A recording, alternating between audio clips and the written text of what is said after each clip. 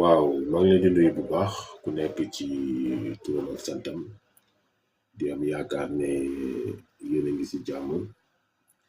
di leen ñaanal ngeen nekk ci jàmm. Man la Diouf Kémane. Tey nag ñu nekk le 12 avril 2026. Gëjoon naa def live nag ci sama compte bi waaye nag tey nag li waral live bi nga xamante ne ñu ngi koy def tey dafa nekk benn cas boo xamante ne dañoo jàpp ne urgence la ndaxte dañoo gis suñu ay mbokk yu nekk fële ñuy woowee Kédougou nekk dëkkuwaay boo xamante ne daf ci am suñu ay mbokk yoo xamante ne ay basari lañu di préserver seeni culture. Jamono ji nag ñu gis leen ñuy woote wàllu boobu nag ñuy woote lenn yëkkatiwu ko lu dul jaay doole bi nga xamante ne moom lañ leen bëgg jaay doole ngir mën a soppi turu seen dëkkuwaay boobu tudd Gongori nag dégg nañ ne benn soxna bu jàmbaar la woon boo xamante ne ay cëram matul woon waaye dem na ba ci benn àll daa di bay dëkk moom ak njabootam di bay dundee ak njabootam ba nit yi ñëw fekk si ko foofu dëkk ak moom ñu daal di ne kii mérité na turam bii ñu daal di koy jox dëkkuwaay bii nga xamante ne moom moo ko sanc. bu ñu demee nag àdduna di daw ba ñoom ñu yaatal ñeneen ñi yaatal ñi nga xamante ne dañoo nekk ci diine islam jox leen foofu suuf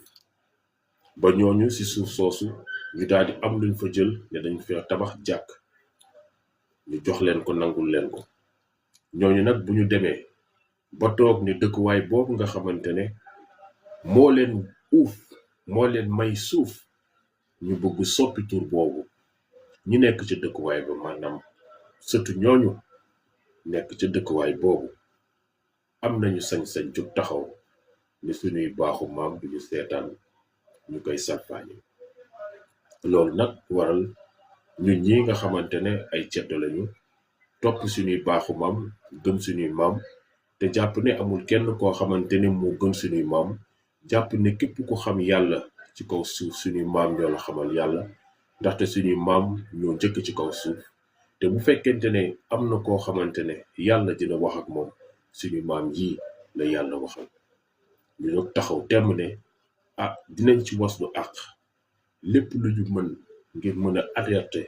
autorité yi nga xamante ne bu ñuy soppi turu gox ci ñoom lay jaar dinañ ko alerter ndaxte it soppi turu gox tàmbalewul ren tàmbalewul daaw jéeg ñun ñi suñuy tur yu ci bari dañ ko soppi ñi nga xamante ne dañoo tuddoon ay ngóor ñi nga xamante ne dañoo tuddoon ay tur yu ci mel ni ay ngañ dañoo ñëw soppali tur yooyu yëpp jox leen ay tur yu ci mel ni ay Mohamed ay tur yu ci mel ni ay Omar yu ci tur yu ci mel ni ay Souleymane. loolu nag nekk pour ñun loo xamante ne dafay delloo ginnaaw ñun suñu culture. am na benn film sax boo xamante ne suñu ancêtre militant boobu nekk suñu maam bi ñu woowee Ousmane Sembène film bi tudd Ceddo wax na ci lu bari ci loolu ko tax na maa ngi woo ñëpp ñi nga xamante ne am nañ possibilité dem seetaan film boobu ñu dem daal di koy seetaan buñ ko seetaanee dinañ gis ne lépp lim fa wax lépp dëgg la. kon nag di leen sant bu baax di leen gërëm ci teewaay bi ngeen xamante ne teew ngeen ko tey fii ni ci live bi. xam naa nag du nekk live bu gudd am nañ ay invité yoo xamante ne dinañ ñëw daal di ciy wax bu ñu waxee nag dinañ jël kàddu yi daal di koy gën a wasaare ngir ñi nga xamante ne war nañ ci jot daal di siy jot. waxtaan bi nag dañ koy waxtaan ci njëkk ak teranga parce que ceddo xam nañ ko ci jub ceddo xam nañ ko ci yar ceddo xam nañ ko ci teggin ceddo xam nañ ko ci dëggu ba tax na it lépp lu ñuy wax dañ koy teg ci njub teg ko ci dëggu teg ko nag ci njëkk ak teranga képp ku bëgg wax képp ku bëgg am kàddu boo ci yëkkati dinañ la ubbi suñu bunt dinañ la dégg suñuy micro waaye nag wax ji dañuy bëgg mu nekk wax ju sell ndaxte suñuy maam dañoo nekk ay nit yoo xamante ne ay nit yu sell lañu woon kon nag xam naa ne balaa may gën a guddal damay yéegal juste suñu yenn invité yi ñi nga xamante ne kii moom sama sang la sama mbokk la Anta Anta bon Ndeye Absa Fall Ndeye Absa Fall maa ngi lay dalal jàmm suñu mbokk mi Jo Anta ñu ngi lay dalal jàmm ci live bi nga xamante ne fas yéene nañ ko def ngir mën a wàllu ñi nekk ca gox boobu ñuy woowee Kombu Siri nekk fële ca dëkk boobu ñuy woowee Kédougou kon nag mbokk mi dalal ak jàmm xam naa du ñàkk bu si kanamee tuuti dinañ amaat ñeneen ñoo xamante ne dinañu mën a ñëw fekk si ñu donc di leen ñaan rek ngeen tapote laay bi nga naaw noonu lañ koy fas yéene di defee ngir ñi nga xamante ne mën nañ see jot ñu jot si tapote laay boobu tamit day tax ñu gën a sécuriser laay bi day tax laay bi gën a mën a tas ci biir TikTok bi kon nag xam nañ ne li ñuy wax amal na leen ñi te c'est intéressant waaye nag di tapote yàqalu leen dara ngir ngeen mën a suivre en même temps mbokk mi Jo Anta ñu ngi lay dalal ak jàmm di la jox kàddu gi mbokk mi. Yeah, Otep, j'espère que yaa ngi may dégg Kiman.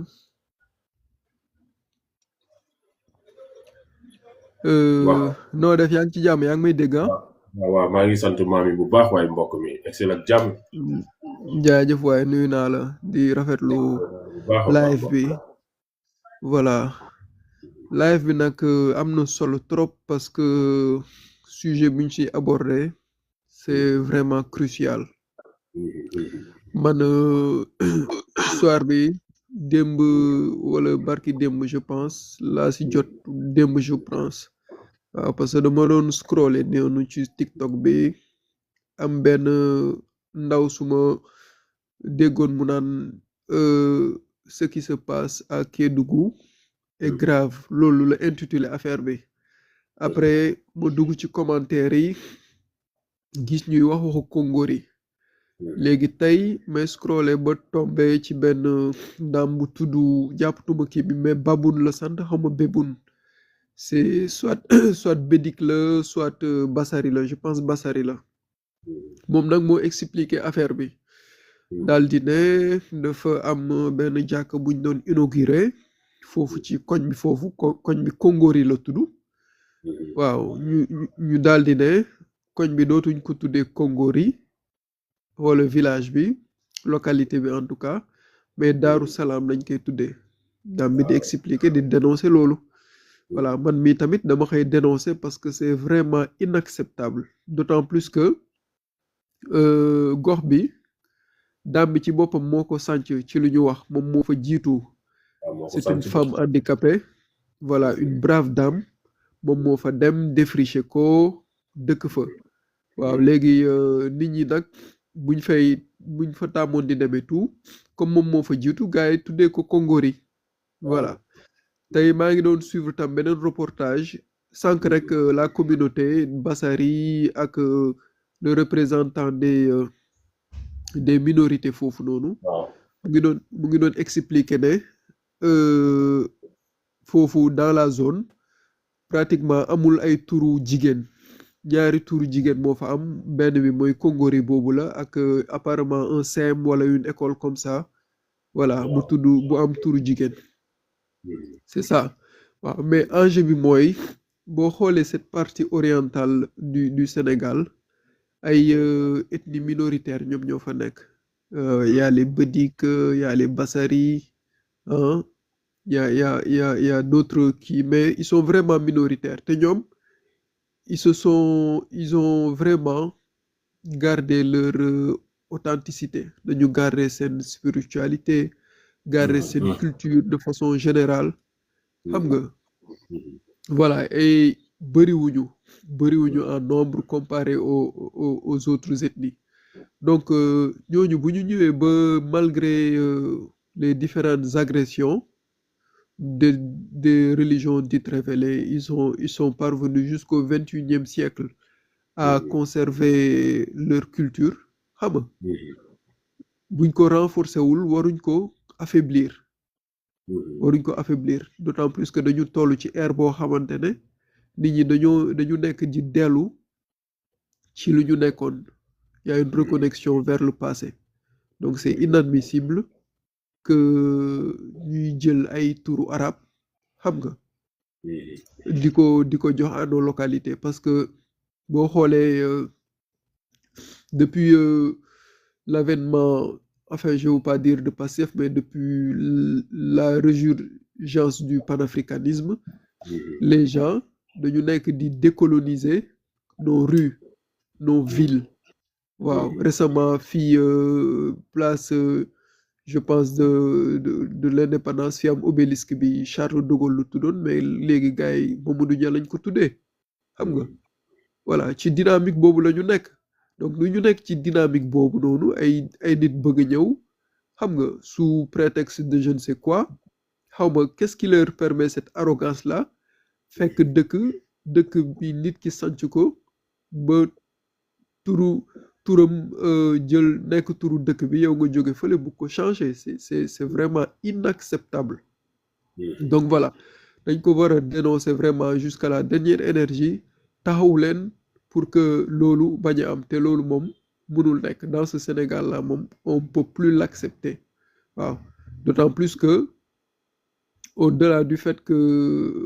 tur bi c'est un nom authentique xaw ma lu muy signifier nag mais xam naa ne Kongori c'est un nom Bassari waaw léegi en plus de ça c'est une femme donc voilà déjà que je pense que lii sax nos amis féministes là c'est un combat qu'elles devraient porter parce que c'est quelque chose qui les interpelle vraiment waaw loolu affaire yi daal noonu laa ko gisee ñoom cette partie du pays nag du oriental du pays les Bassari am nañ histoire avec l'islamisation ils ont je veux pas dire fuir mais ils se sont reclus dans leur environnement ils ont dû escalader des roches des montagnes pour rester vraiment hors de portée des religions dites révélées waaw léegi qu'on commence à les découvrir à peine qu'on commence à les découvrir commencer di leen miin di leen xam nga as tuut boobu ñu bëgg a xam ci ñoom ñu bëgg ko ëlbati soppi ko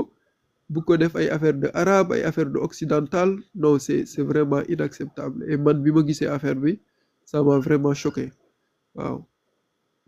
loolu daal laa si bëggoon participer di le remercier ci ni nga initier live bi waaw xam naa damay wàcc déglu gars yi quoi mais merci beaucoup et puis voilà loolu laa bëggoon wax. Ok merci beaucoup jërëjëf le frère Joe Manta ñu ngi lay jaajëfal kàddu yi am na solo lool et c'est toujours bien d'essayer de recentrer effectivement cette origine ñu ngi am aussi suñu mbokk mi Dimo bi yëg léegi nii ci live bi xam naa ne dañ koy jox kàddu bi moom tamit bu fekkente ne am na lu mu ci bëgg yokk daal di ko ci yokk mbokk mi Dimo excellent ak jàmm. allez waaw Diouf Kéman. allo yi. waaw soo mënee yëkkati kàddu bi tuuti rek mu gën a kawe rek dafa xaw a suufee kàddu gi dafa xaw a suufee. waaw ok c'est bon yaa ngi may dégg bu baax ah. voilà maa ngi lay dégg bu baax waaw. voilà très bien merci Diouf Kéman vraiment sa liggéey rafet na trop. maa ngi lay jaajëfal et puis voilà thème bi vraiment man aussi je l'ai appris comme ça. comme gars lu mu jógee wax dafa doon xool ma gis ko vraiment. je suis très déçu du comportement de nos compatriotes là. Effectivement ils sont dans leur logique c'est-à-dire ils veulent arabiser. C'est l'arabisation de l'Afrique qui est en train d'être en marche. Il semblerait que dafa am kii yu bëri saa bon tour c'est-à-dire dëkk yi nga am nañu seen tour cosaan yooyu. ñoom pour ñoom loolu c'est pas normal quoi il faut que ñu jéem leen arabiser comme ça. Et moi je ne vois pas vraiment c'est du n'importe quoi il faut que nit ñi jóg ci moi je suis vraiment très déçu si seen comportement bi et surtout actuellement comme le gars là vient de le dire nous devons refuser l'arabisation de notre chère Afrique. Nous devons refuser l'occidentalisation de notre chère Afrique. Les gars, actes ils nous posent, c'est parce que justement, effectivement, ils sont dans cette dynamique-là. Ils sont dans cette dynamique-là. Nous c'est bon, c'est un peu qui, mais c'est ça leur objectif. On ne devait même pas parler nos langues, on devait parler arabe. Moi, je suis Peul, mais je suis farouchement contre ces façons de faire. Wow. Bon. L'autre chose, c'est que les gars là, ils ont tort sur toutes les lignes. Parce que il semblerait que femme quartier bi. Il semblerait que bon, handicapé là, mais c'est pas important. Ce qui est important, c'est-à-dire les gars là qui sont venus envahir là-bas. Ils sont venus, ils ont trouvé que le quartier s'appelait, portait déjà le nom là. Kongori, voilà. Maintenant, le quartier, puisqu'ils savent que le quartier porte le nom là, mais ils ont bouffé qu'un tour de mais ils devaient déménager ni de fenêtre. Bien sûr. Est-ce qu'il y a un comprendre? Oui, mais ils comprennent pas. Est-ce que tu sais, les gens là ne sont pas les gens de paix? C'est-à-dire, bon, nous vendre la paix, c'est parce qu'à mon idole, on est le jour où les gens là auront la possibilité de faire du mal, ils vont faire du mal. Parce que c'est des gens qui doivent comprendre. Bon, on ne peut pas comprendre comment ils réfléchissent, quoi. C'est des complexés. C'est des complexés. Moi, je crois que c'est les wahhabites. Parce que nous sommes islamiques avant, bien que ce n'est pas trop, mais il y avait la tolérance. Il y a la tolérance. Mais il y a une nouvelle religion qui est venue. Une nouvelle religion. Wahhabite. Nous am genre idée. Ils sont contre des autres musulmans qui ne sont pas comme eux. Nous avons une idéologie farfelue dans nos villes. Ce que je demande à la population, doit faire d'ara. C'est des gens qui sont très dangereux pour le Sénégal, pour l'Afrique. On devait les combattre. Unissons-nous tous. D'accord, non, ok. On doit les combattre, on doit s'unir, sinon on va perdre nos on va perdre nos dignités. Et nous, c'est des complexés. Alors que nous ne sommes plus de complexés. Tambour, c'est fini. On n'est pas des Arabes, on n'est pas des Occidentaux, on est des Africains. Donc on doit être fiers. Et surtout la femme, c'est une femme. Il faut rendre hommage aux femmes. C'est une façon de rendre hommage. Et puis les ethnies là, les ethnies Bassavi, Aïki, effectivement, c'est des gens qui ne font pas de bruit. Et moi, je les aime beaucoup, franchement. Parce qu'ils ne s'affichent pas. Ils veulent imposer le religion là. On doit refuser. Moi, je suis Peul, mais je suis contre cette façon de faire. Bien sûr. Voilà. Je vous rends la parole. Merci beaucoup, Dio. Vraiment, kaddu gi am na solo, amoon nañu jëriñ bu baax a baax. Comme ni nga waxee rek, nous ne devons pas renier nos traditions. Bon, maa ngi doon wane léegi nii benn livre bi moom livre Cheikh Anta Diop. waaw ni ngeen ko xamee rek Cheikh Anta Diop ñun moom c'est notre guide. mun naa jàpp ne suñu yonent la ndaxte it dafa am lu ñu leeralal lu bëri ba nga xamante ne bu amee lu ñu reer rek ñun en tant que ceddo en tant que kibit dañu delluwaat si lu mu bind bu mun a xool kon nag livre bi nekk Afrique noire précoloniale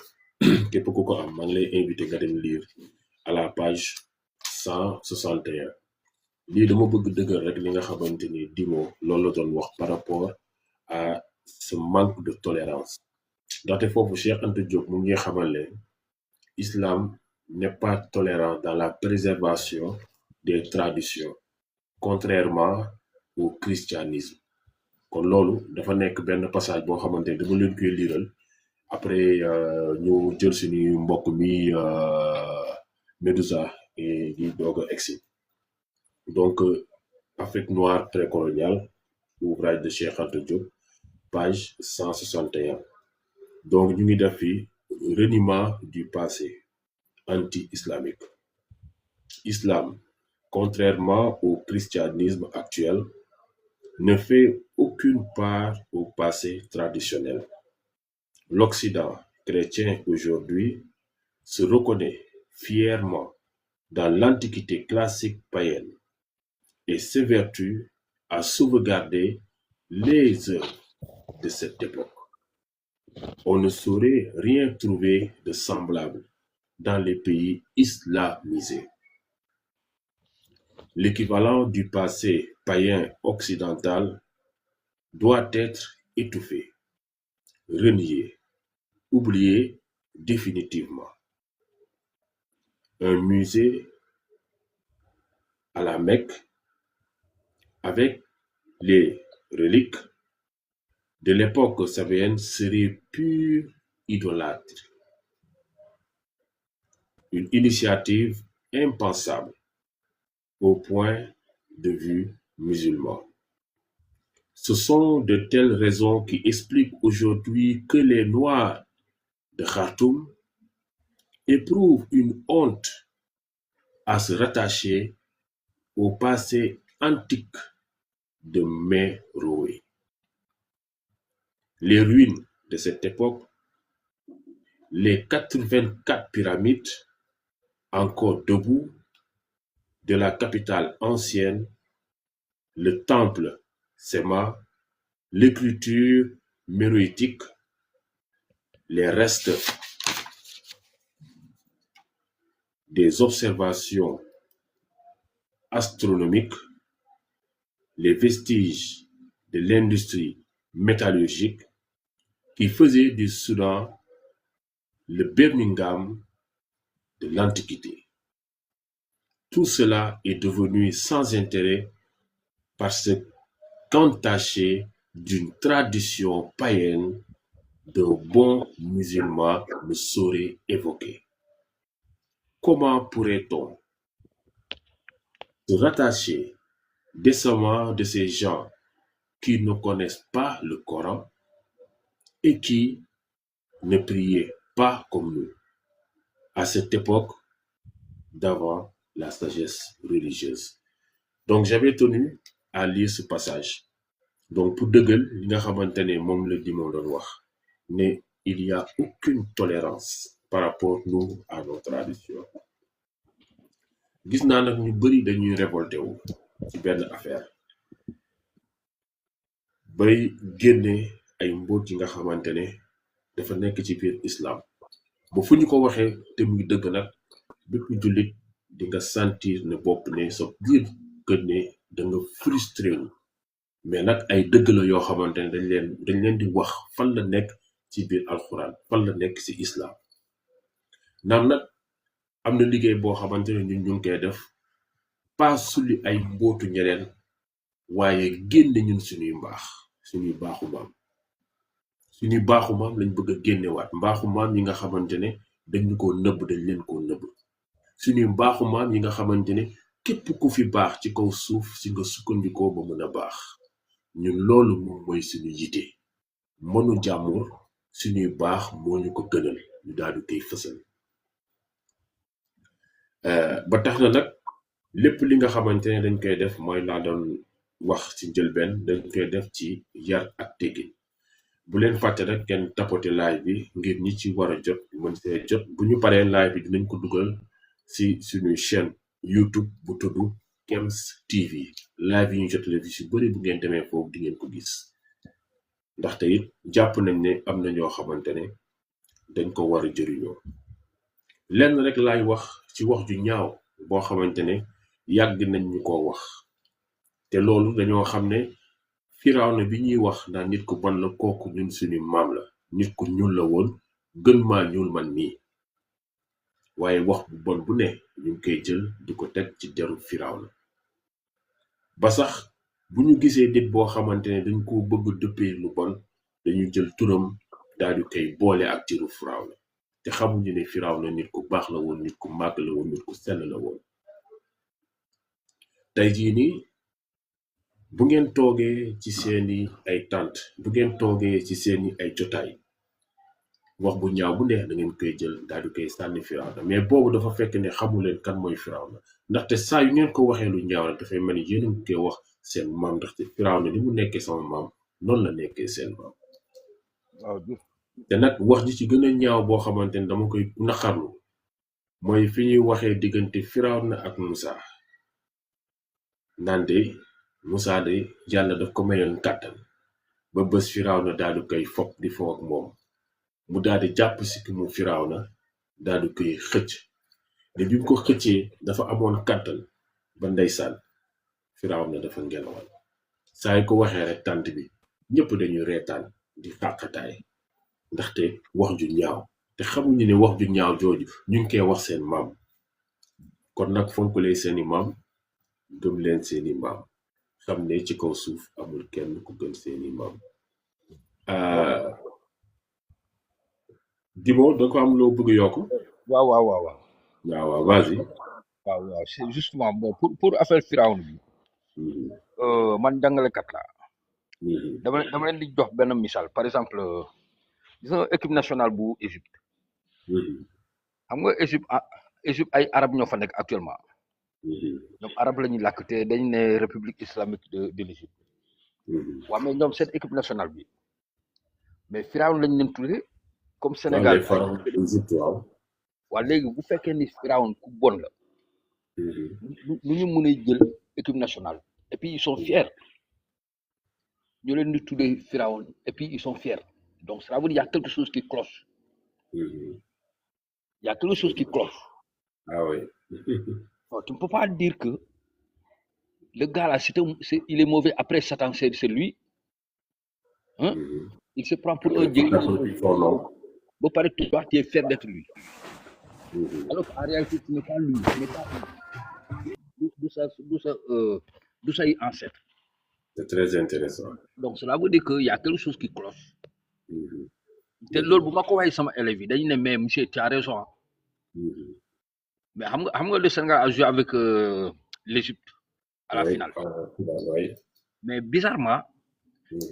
dama leen ne mais les vrais pharaons mooy sénégalais yi ñooy vrais pharaons ñeneen yi sont les faux pharaons ah oui si tu dis à un Sénégalais tu es pharaon il se fâche mais si tu dis à un arabe tu es un pharaon il est fier. Ah oui. Et donc, c'est là qu'il y a quelque chose qui cloche. Bien sûr. Mais boy, après, bon, ça, en tout cas, Lolo,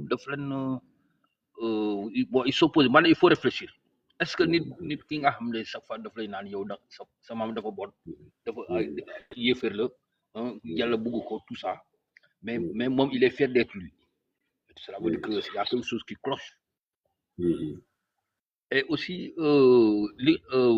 qui bien expliqué entre Pharaon et Moussa. Effectivement, j'ai vu des gens, effectivement, j'ai écouté beaucoup de gens, et puis ils croient à ça. Le Pharaon, bon, Moussa, il était bon. En tout cas, les histoires là, vraiment, ça ne tient pas. Ça ne tient pas vraiment. Ça ne tient pas. Bon, il y a un mythe, Paul, qui dit l'histoire de Pharaon, bon, mythe le quoi. On va dire ñu ne affaire bu mu doon am c'était devant eux quoi mais affaire bi c'est juste un passage et puis c'est pas sûr c'est en tout cas c'est un événement qui se passe comme ça mais pour que ça reste dans le temps il faut mentir il faut créer un gros mensonge comme ça va durer dans le temps parce que s'il y a pas un gros mensonge dañ koy gaaw a fàtte donc il faut nga yokk foofu benn fen bu mag comme ça dina yàgg moo tax ils ont dit que le gars il a traversé le fleuve avec son des fictions avec après le pharaon est venu tout ça c'est pas vrai non il confirme que c'est pas vrai ça c'est juste il faut mettre ça Merci. pour que l'affaire bi ça continue dans le temps, mais ça n'a jamais existé. Non, loolu non, pas du ay fen la. tout. Voilà, donc si un noir insulte Pharaon, Il s'insulte lui-même. il insulte ses ancêtres. Ses propres ancêtres, ça c'est sûr. Voilà, c'est comme si mais les gens, un arabe peut insulter les pharaons, il n'y a pas de problème. Un blanc peut insulter, il n'y a pas de problème. Un Soudan peut insulter. Mais yo, en tant que Sérère, si tu insultes un pharaon, tu as insulté ton ancêtre. Bien sûr. Moi, en tant que Paul, si j'insulte un pharaon, j'ai insulté mon ancêtre. Ah oui, ça c'est sûr. Et bizarrement, les gens sont fiers d'insulter les pharaons. Tu as plus d'insultes pharaons, plus des musulmans. Voilà, donc c'est juste pour ajouter ça sur. Voilà. Merci beaucoup Dimo, vraiment kàddu yi am na solo rafetlu naa ko bu baax a baax mbokk bi Mirza egsil ak jàmm ci waxtaan bi kon nag xaw ba xam fekke nga ko bi ñuy tàmbali waaye li ñuy waxtaanee mooy juste tur bi nga xamante ne dañ ko bëgg soppi Kongori tuddee ko Daaru Salaam ci dëkkuwaay bi nga xamante ne moom moo nekk ca Kédougou te Kongori nekkoon benn soxna bu jàmbaar boo xamante ne ay cëram matul waa dëkk boobu ngir delloo ko njugal daal di jël turam jox ko dëkk bi waaye bi ñuy yaatalee nag ñi nga xamante ne ñoom ñoo nekk ci islam biñ ñëwee ba samp seen jàkk dañoo waxtaan seen biir ne dañoo bëgg soppi tur boobu ñoom nag ñuy woote wàllu loolu nag moo tax ñu taal suñu live bi ngir mën leen wàllu kon Médissa ñu bàyyi la kàddu bi. salaamaaleykum. salaamaaleykum. ñu ngi sant bu baax. ku baax ki na def ziar nañ la. jalo dañ la ziar bu baax. maa ngi rafetlu débat bi man dama lay suivre lu bari. waaw jërëjëf jërëjëf. donc benn jour sax mosuñu daje je pense que ñu ngi mosu daje place du souvenir africain ñu waxtaan tuuti quoi. dëgg la dëgg la dëgg la. donc may rafetlu kàddu yi si bu baax a baax a baax man fu may ñëw mooy je pense que lu ngeen wax si débat boobu noonu lu am solo la man dama am récemment benn événement bu ma dal ma doon voyager quoi waaw jaar ci dëkku naar yi boobu fekk ne man bi may voyager fii sama visa dafa xawoon sama passeport dafa am dafa xawoon jeex quoi waaw Sénégal def erreur yóbbu ma voyager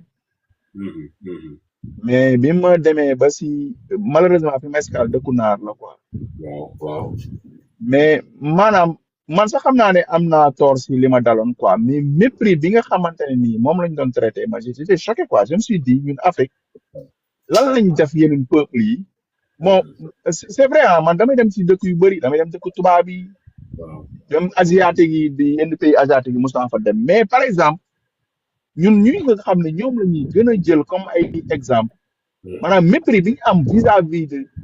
d'africains yi maanaam dafa ma jaaxal quoi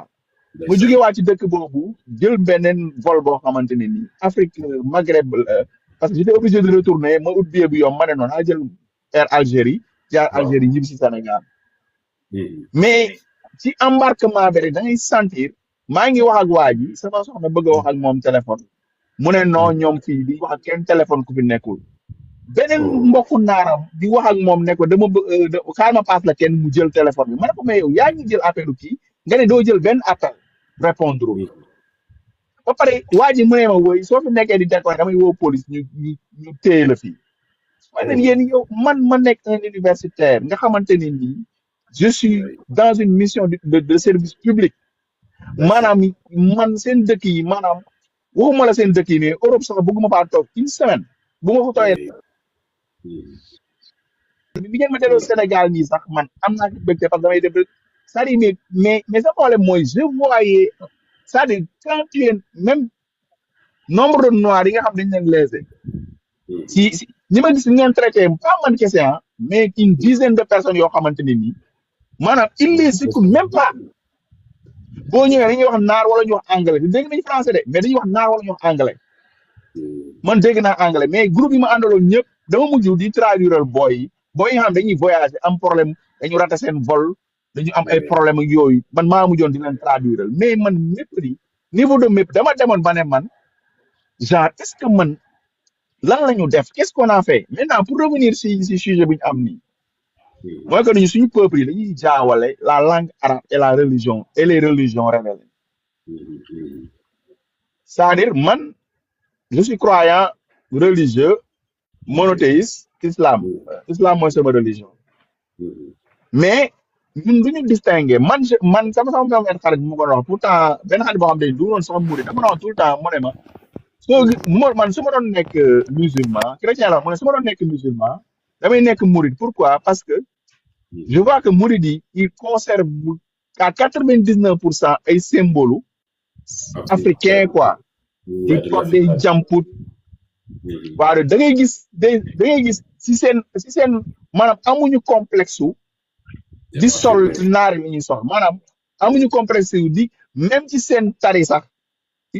en fait duñu nosal duñu def dara dañuy wax baati comme ñoom seen langue dañuy jël seen dialecte dëkk carrément la ñuy jël di ko jël mu ne man loolu moo ma gën a impressionné ci ñun maintenant nag l'arabisation de la religion boobu moo dem ba tax ne par exemple temps est passé ñu ngi doon seetaan ci benn émission télé ci koor gi koo xamante ne nii affaire amour loo doon woy ndaka ne Sénégal pendant des années loolu la ñu jëloon di ko considérer comme quelque chose de religieux di ko déglu quoi alors que waa ji li ñuy woy en fait naar la mu ngi koy neexal mais dans le fond woy amoureux quoi du ça n'a rien de religieux c'est-à-dire même gars yi bu ñu lay xutba sax day imam bi day ñëw lakkal la ay saar yu gudd wax lay affaire alors que yow quand boo bëggee parce que religion pour man bu mu mënti doon benn affaire mooy essence bi mooy fondement bi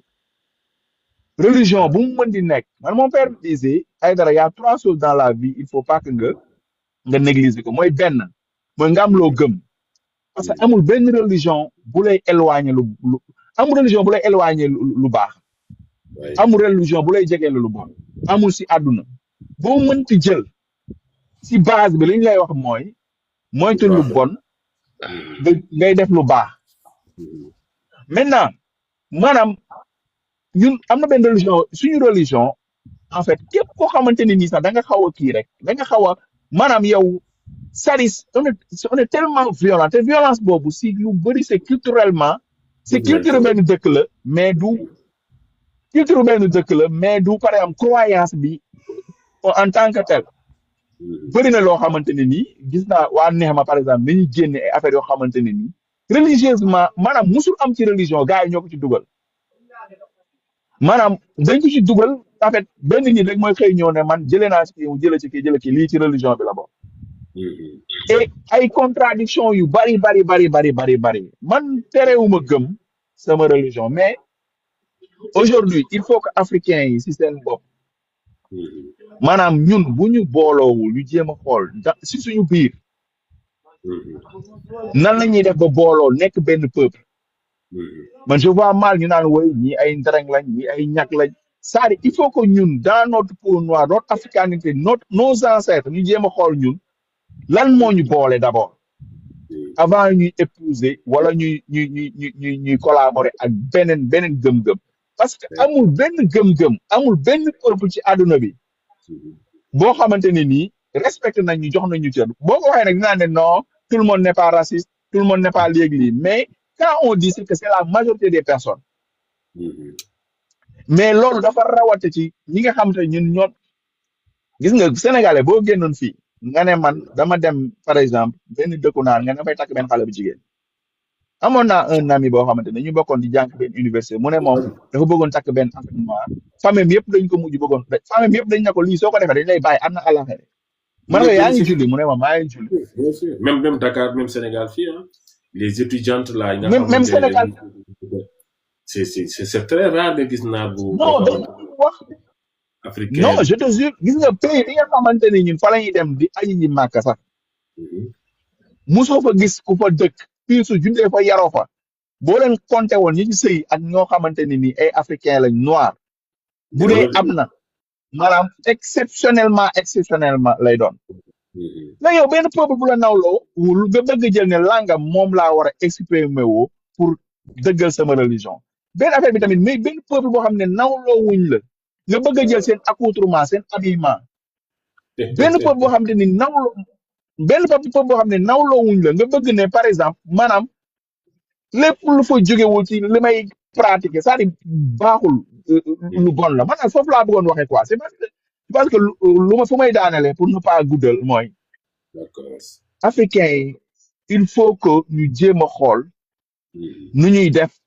ba booloo nekk suñu biir amul benn valeur bu am ci àdduna boo xamante ni Afrique maanaam développé ko des siècles et des siècles yoo xamante ne ni avant religion révélée yi du fi jóg Souleymane Baal c'est-à-dire en fait édité waxuma la conceptualiser mais édité la première charte constitutionnelle boo xamante ne nii maanaam am nañ sax ñu naan colonisateurs yi jël nañ ko fi jël nañ ko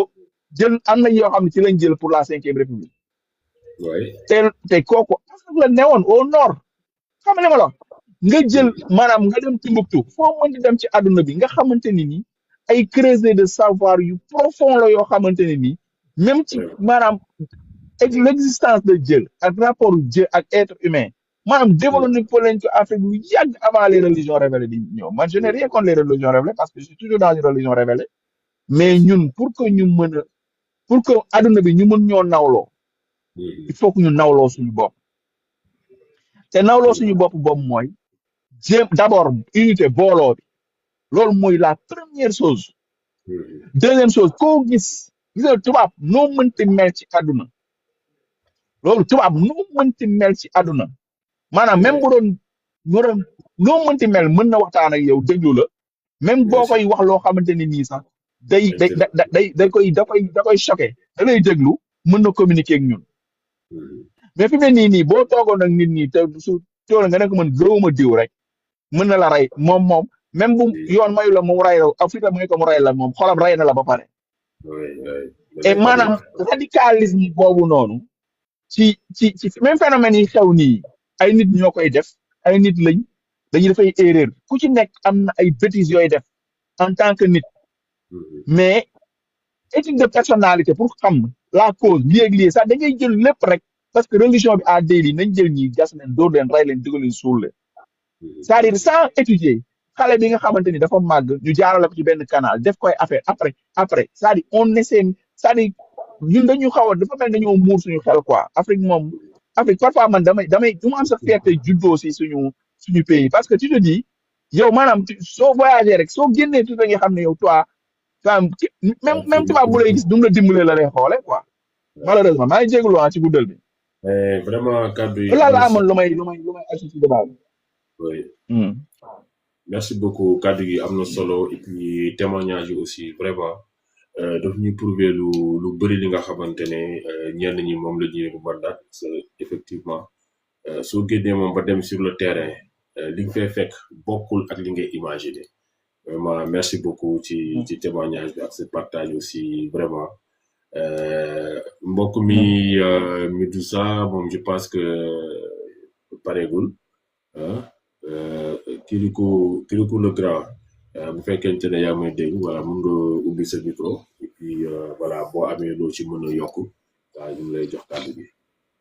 waaw grand Diouf maa ngi lay char bu baax a baax naka ma yaa ngi am jàmm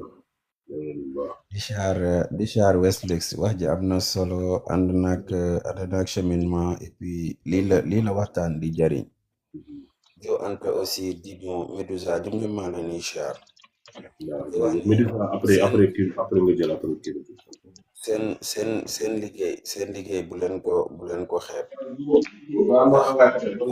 affaire bi nekkul di joxoñ ay ngëm-ngëm wala di critiquer ay ngëm-ngëm affaire bi démocratiser espace public bi la ndax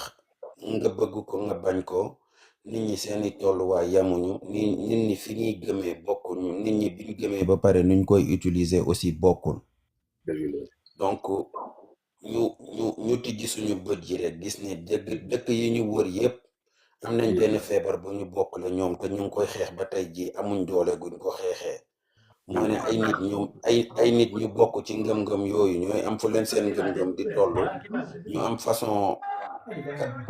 Kandé s'il te plaît tu peux fermer le micro ay nit yoo xam ne ci ngëm-ngëm yooyu la ñuy bokk ñoo am nuñ koy gëmee ba mu am jeexital gu muy am si ñoom ñu def seen bopp yàlla ci kaw suuf topp ay nit di leen rey ci parce que gëmuñ leen wala parce que toppuñ leen wala ñu am tur buñ leen collé donc li gën a urgent instant bi mooy démocratiser les croyances nit ñi di am lu ñuy gëm te aussi ñuy am yërmande ak kii nu mu tuddati ak di ko laytaaye yërmande di ko laytaaye tolérance surtout te loolu yéen def waxtaan yi ngeen di def nii vous vous rendez même pas compte chaque jour nga am ñaari nit wala ñetti nit yoo xam ne ñu ngi woon ci benn tendance nga am benn façon idéologie wala benn façon pensée buñ jàngee ci yow mu soppi seen façon biñ daa gisee objectif bi nekkul pour génne kenn ci sa diine delloo la feneen wala yóbbu la feneen non objectif bi c'est juste dire que ni conception fermée bi ngay mën a am boo nekkee ci mbir dafay baax des fois nga koy jéggi xam ni bala loolu di fi ñëw am na lu fi nekkoon te la fi nekkoon yow ca loolu nga jógee maanaam looloo ruumandaat ba yow nga sosu si te loola bu fi nekkutoon aussi yow doo exister donc nite dafay waral nga respecter loolu noonu te ñu bëgg ko ñu bañ ko ñun ñëpp dañoo juddu ñu am nuñ ñu defal am lu ñu reyal ñu bokk fenn fi donc boo juddoo nga bokk fenn fi nga bokk fenn fi plus ngay avancer si loolu noonu ngay gis ni yow dañ lay bañ yow kenn bëgg la yow sa dëkk bokkul ci dëkk yu baax yi ñuy cité bu ñuy wut dëkk bu sell dañ naan la jëlal avion demal à des milliers de kilomètres pour nga wut fa dëkk bu sell bu ñuy wut ay nit ñu sell barki démb rek dama doon tooñ sama benn copain quoi ñuy def benn affaire ma ne ko ñaata prophète lañ yónni mu ne ma 200 et quelques mille ma ne ko 200 et quelques mille divisé ko par les 200 pays ou les 194 pays qui existent dans ce monde là ça te fait une moyenne de 700 prophètes par pays ñun ana suñuy prophète léegi jëlal 700 nga multiplier ko par 54 pays yi ne Afrique ana seen prophète donc nit ñi dañoo war di yeewu xam ne carrément li fi am ba am fi mooy ñëw na munuñ ci dara dañoo judd fekk ko fi mais tamit du tax nga bañ sa bopp yaras dëgg mooy bañ sa bopp bañ sa bopp nag weesuwul nga simmi say tur soppi ko par tur jàmbur booy wut nit ñu baax nga koy wutee feneen booy wut ay tur yu baax nga koy wutee feneen booy wut làkk bu baax nga koy dem wutee ji feneen léegi yow lan nga am lan nga moomoo dara donc en tout cas une fois man dama doon romb rek gis la je veux juste encourager encore une fois peu importe ngëm-ngëmi peu importe gis-gisi mais nañ koy waxtaanee di ko démocratiser peu importe le risque que ça peut comporter nañ koy waxtaanee parce que fii ak ñu ngi waxtaan fii ak benn nit ñaari nit ñi ngi ci yam ne ok man sama conception peut-être que c'était pas la bonne conception ñi ma fi nekk ak ñun ok Sénégal amuñ problème majeur boobu pour l'instant les gens vont pas tuer à cause d'une religion les gens vont pas aller mais ça se passe devant nos portes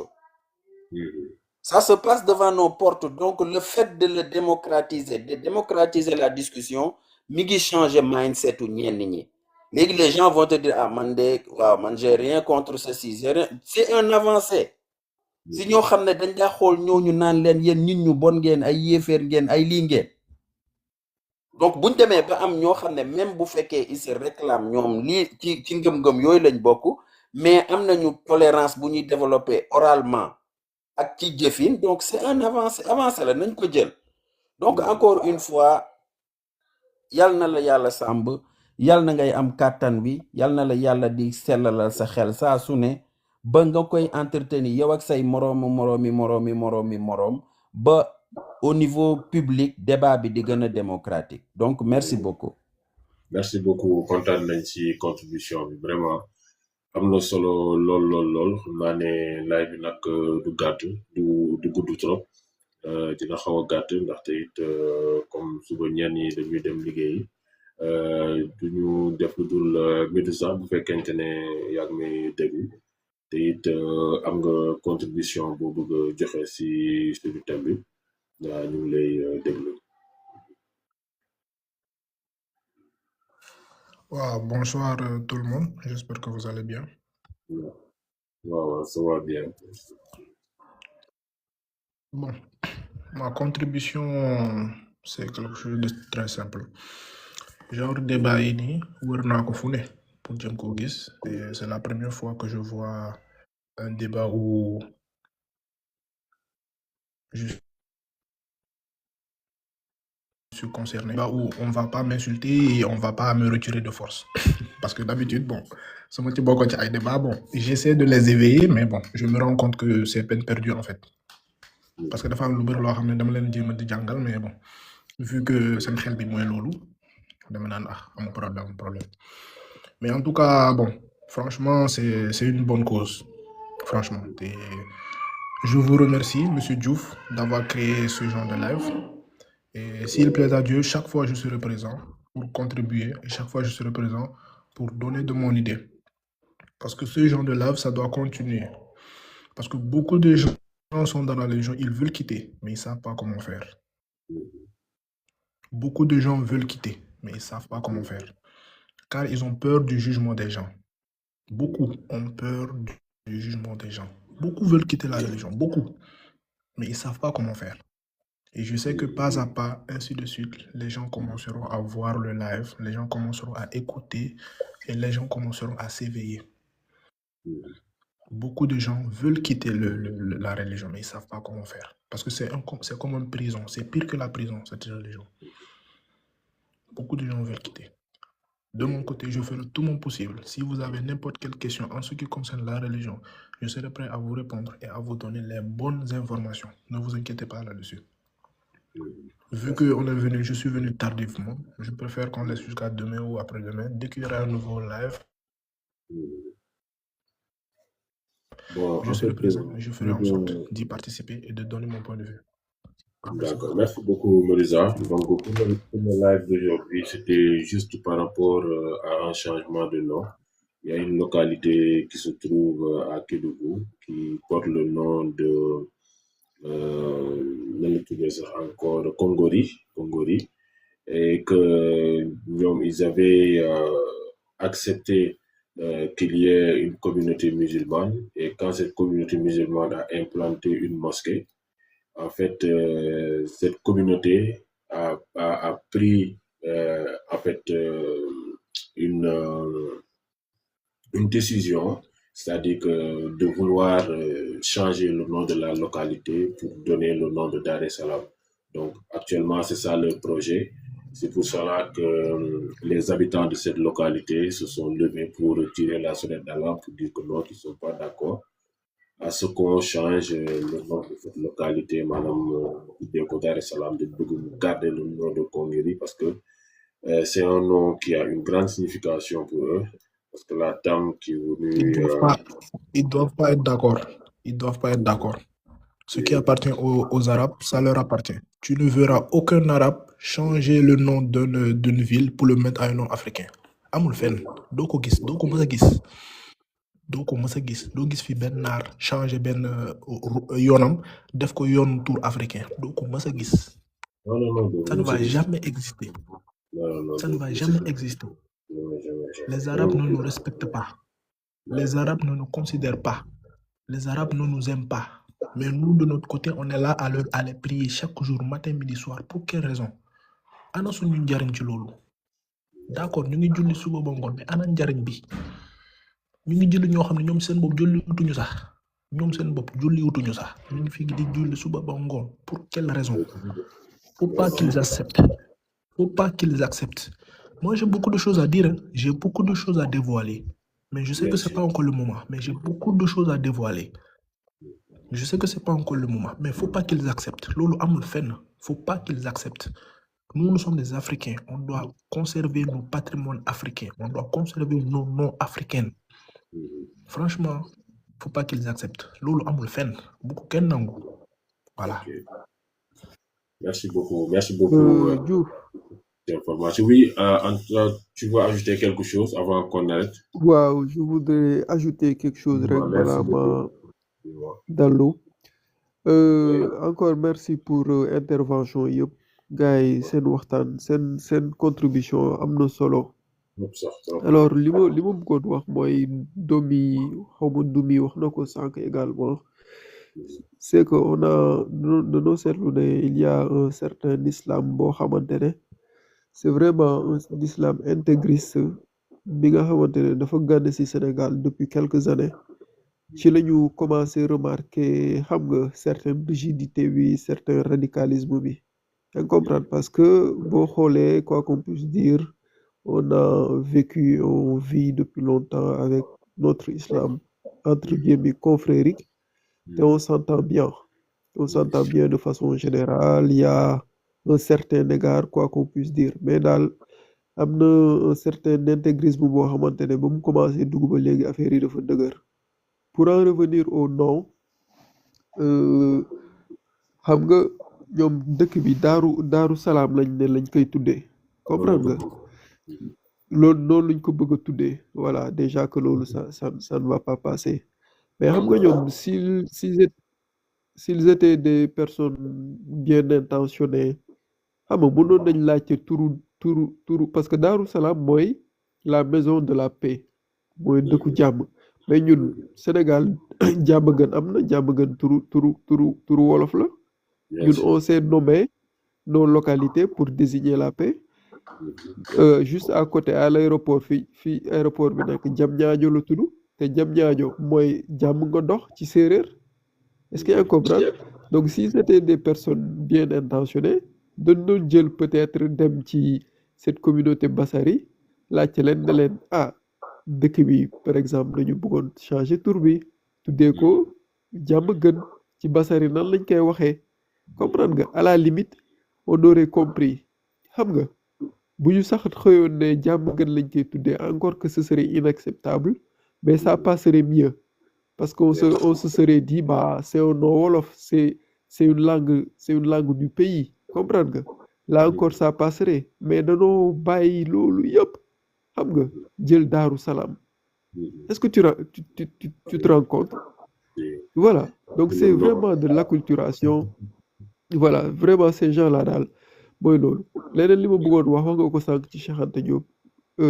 te je voudrais également le dire dafa am ñoo xamante ne ils ne se réclament pas enfin de leur passé au fait ils en ont peut-être honte mais boo xoolee l'islam chiite par exemple la Perse l'Iran bi nga xamante ne actuellement xam nga mu ngi jàmmarloog États-Unis mais ñoom dañuy réclamer seen maamu ceddo yi ñoom ils se disent des Perses ñoom bu ñu jàkkaarloog américains yi dañ leen naan yéen vous avez 400 ans d'histoire alors que ñun on a 5000 ans d'histoire ñoom pourtant c'est des musulmans mais ñoom ils réclament les 5000 d'histoire de l'empire perse waaw ñoom dañ leen di inspirer leurs monuments sont toujours là-bas taxaw et cetera donc vraiment dafa am peut-être un certain intégrisme religieux boo xamante ne ñoom ñoo fi bëgg a indi un certain courant de pensée xam nga te loolu c'est vraiment voilà c'est conflictuel et puis voilà du lu ci gën ci réew mi ak les relations avec les différentes communautés loolu laa bëggoon yokk Kéemaan avant merci encore c'est important merci vraiment pour dëggal li nga wax ne damay jël exemple le célèbre film là les Vikings avec Ndel Yal Ragnar et consorts mais dañoo dem ba ñun ci suñu dëkkuwaay yi nit ci dañoo dem ba dañ leen fan mais li ñuy fan noonu c'est-à-dire que tubaab bi ñoom dañoo defar seen film boobu pour conserver leur valeur ancestrale pour magnifier leurs ancêtres donc ils n'ont pas eu honte de montrer seen ancêtres yi ñoom nan lañ doon dundee et puis boo xoolee sax ñoom dañoo xaw am tuuti cette petite conception le Valhalla xam nga aller rejoindre les ancêtres sur la table ainsi de suite donc les conceptions ils ont puisé ça de l'Afrique mais nous tout le temps on essaie d'être à la traîne. En tout cas, merci beaucoup, merci Medusa, merci beaucoup, merci Jo Anta, merci à Matt aussi pour ses contributions dans les commentaires. Salut Mohamed Badji, donc Khamna Belenion Badji, tu pourras intervenir. Donc dañuy joxante rendez-vous à très bientôt. Comme le disait Medusa, il y a tellement de choses à partager avec les autres et que je pense que même bu fekkente ne benn wala ñaar chaque fois dinañ nekk loo xamante ne dina nekk liggéey bu am solo kon nag merci beaucoup di leen ñaanal yàlla leen maam yi sàmm yàlla leen maam yi aar leeral seen yoon defal leen lu gën ngeen jëf man la woon Diouf Kémane à très bientôt merci.